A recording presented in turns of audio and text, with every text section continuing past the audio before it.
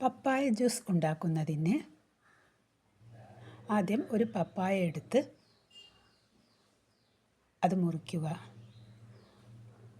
മുറിച്ചതിന് ശേഷം അതിൻ്റെ ഉള്ളിലുള്ള കുരുവൊക്കെ കളഞ്ഞ് പുറമെയുള്ള തോലൊക്കെ ചെത്തി കഴുകി കഷ്ണങ്ങളായി മുറിക്കുക. പിന്നീട് നമുക്ക് ജ്യൂസിലേക്ക് ആവശ്യം തേങ്ങേൻ്റെ പാല് കുറച്ച്, 2 ഏലക്കായി, പഞ്ചസാര. ഒരു മിക്സീൻ്റെ ജാറെടുത്ത് അതിലേക്ക് കഷ്ണങ്ങളിട്ട് പിന്നെ കുറച്ച് പഞ്ചസാര, തേങ്ങാപ്പാൽ,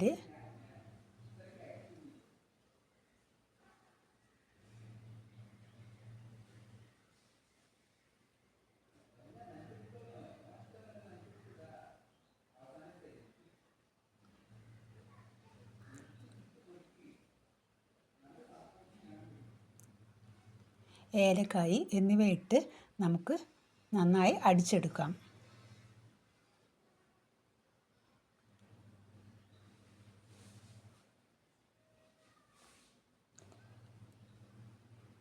അടിച്ചെടുത്തു കഴിഞ്ഞു. നമ്മുടെ പപ്പായ ജ്യൂസ് റെഡിയായി.